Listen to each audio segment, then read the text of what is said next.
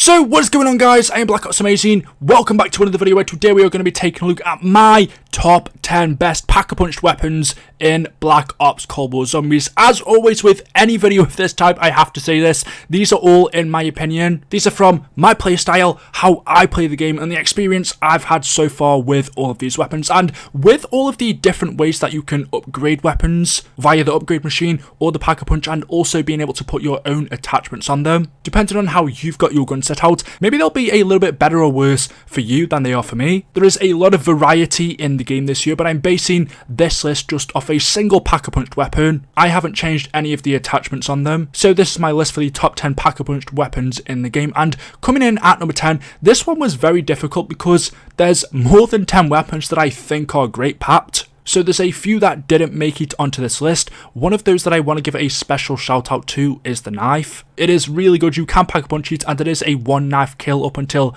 I think it's like round 12, 13, 14. And then when you fully upgrade it, I was on round 40 and still getting one knife kills. It is incredible, but because of how the point system or the essence works in Black Ops Cold War Zombies, knifing or killing zombies how we used to maximize points just doesn't work the same. The knife is worth having, but as a secondary weapon you're not going to really use it as a primary. And also the main reason it's not on the list is because this is top 10 guns and it's not a gun, but it deserves a special mention. With that out of the way, let's get into my number 10 weapon. I don't know how you pronounce this, but it is the Yagawu. That sounds totally wrong, don't rip me in the comments. You will see from the gameplay all of the weapons are on the first pack-a-punch stage, and some of them are higher or lower upgrades than the others, but that's just for the gameplay. I have tried them all on the same setting and all max pack-a-punched, and this weapon for me had to make it onto this list. You can see we are at round 2, which isn't too difficult in this footage. The scope I have on it here I'd prefer not to have, but it's actually a really good weapon. In terms of damage, it's not super high hitting like other weapons are, but what makes up for that is its high fire rate. I will say because of that it does run out of ammo quite quickly, but that's not really an issue in this game. You can purchase as much ammo as you want. So yeah, I've got nothing else to say. If you find this weapon in the box, definitely it's worth trying out. Moving into number 9 is the Stoner. This is the only LMG on this list. I would also say the only LMG worth using in this game. Before in Zombies, BO4 or BO3, BO2 even, I always thought LMGs were pretty good because there is always one or two locations on a map where you can just camp it out. You can sit in a corner and an LMG is always going to be good for that. You don't need to move around because it's a heavy weapon. But with the Maschine, it's very spacious. From what I've seen, most people just train near the plane area. So having a heavy weapon slowing you down, I don't think's the best for this map, but if you're going to use one, the Stoner is definitely the best out of the bunch. Unlike the MG, it has a fast fire rate. With it being a machine gun, as you would expect, it has lots of ammo. The pack-a-punch version of it is called the Cybertropic Thunder, and I do have some footage of it compared to the RPK. The RPK is awful compared to this, and you will notice the damage I'm getting here, even though the one in the footage is a legendary weapon. On round 32, we're getting around 900 critical damage, which is very, very high. Even when it's just a common weapon, it's still really good. So if you're going to get an LMG, definitely get the Stoner. Moving on down into number 8, we have the M16. Now this is a strange one in its own right. It probably could have gone further down into this list, maybe at number 6 or 5. It's a great weapon, but the only problem for me is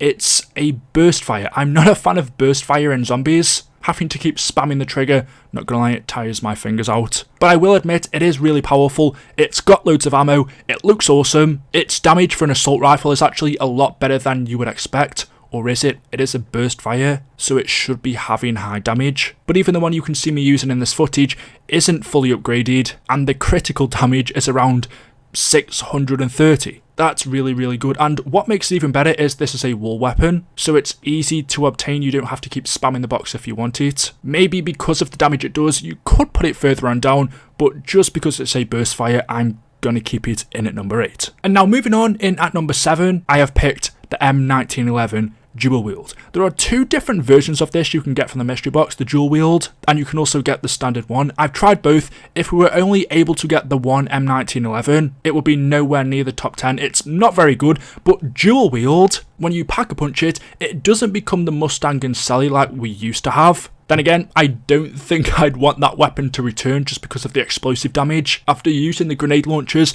us not having PhD flopper anymore, I'd probably down myself more times than I'd like to admit, but the Dual Wield, it's actually really good. Not amazing, and you do have to be up close to the zombies to kill them, but it's fun, and let's not forget, it is a staple weapon in zombies. This was always the starting weapon that we'd have. Now in Black Ops Cold War you can start with whatever weapon you want, but I'm glad that this is still in the game for that nostalgia vibe and for anyone who wants to use it. Okay, it's not the Mustang and Sally anymore, it's now called the Pain and Suffering. It's not what it used to be, but it's still usable. And also the closest weapons you can compare these to are the dual wield magnums, but for me they shoot way too slow. They are powerful, but they're nowhere near as accurate as these, and the amount of shots you can get off on the M1911 by the time you get shots off on the magnums, these for me are a lot more effective. Next up in at number 6 is the Milano. I think that's how you pronounce it. This is a strange weapon because by the looks of it, I thought it was going to be awful. It reminds me of the really bad submachine guns that we've had in zombies throughout the years. I forgot what the one was called in Black Ops 1 that you could get near the starting room in Ascension, or in 5, but when I saw this I just thought it's going to be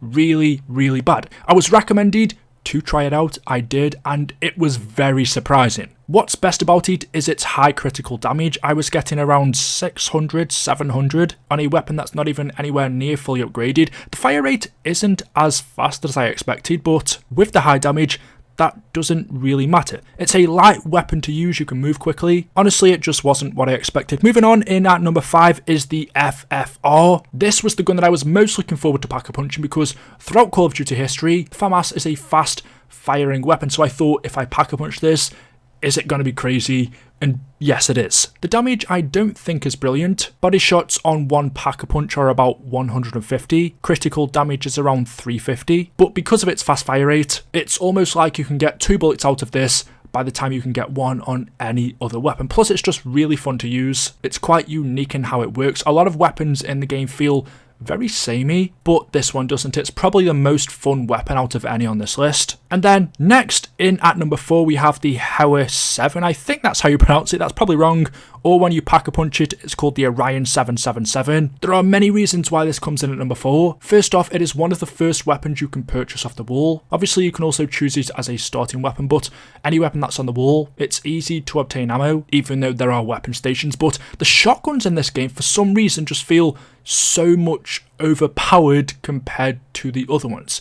In zombies, I've never really been a big fan of shotguns, whether that's because of how the point system works or just because they weren't very good. Shotguns in Cold War zombies though, and I think you all know where the Spaz 12 is going to come in this list, they're just really good. This one isn't as good as the Spaz, but it's coming in at number 4. And actually, on the earlier rounds, if both the Spaz and this were unpack-a-punched, I would take this over the Spaz 12. So that's where it ranks for me. And talking about the Spaz, that comes in next at number 3. I've just given you a full overview of it, so I don't feel like I have to say anything else. This is the best normal weapon in the game. I'm sure you've all seen every YouTuber using it. There's a reason for that. And then in at number 2, I have picked, and this was a difficult decision, but I've picked the Dye Wonder Weapon. Now you can get different variants of it. I didn't want to be specific. If I had to, I would pick the electric version, but I don't want to give 4 out of the 10 slots to the Wonder Weapon, so if we just had to rank it as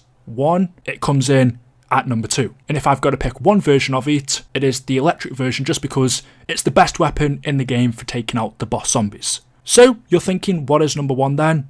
And it's the ray gun. There is a reason why Treyarch nerfed this weapon on day 1. It was hitting so much damage that it was overpowered. They've nerfed it now. Yes, it's not as good as it first was, but I'm still putting it in at number 1 because I think it's the best weapon in the game for taking out boss zombies. Also the fact that unlike the electric version of the Wonder Weapon, you don't have to do part of an Easter egg to get it. You can get it from the mystery box, although it's quite rare. Maybe I'm being a little bit biased because the Wonder Weapon is an OG gun, but I'm just so happy to see that it's viable again. The ray gun's back. So there we go guys, that is my top 10 pack-a-punch weapons in Black Ops Cold War Zombies. Let me know what you think and what your list is in the comment section below. As always, hopefully you've enjoyed today's video. If you haven't know what to do, drop a like rating, that really does help. Make sure you are subscribed to stay up to date with the latest videos on the channel, and as always I will see you in the next video. Until then, goodbye.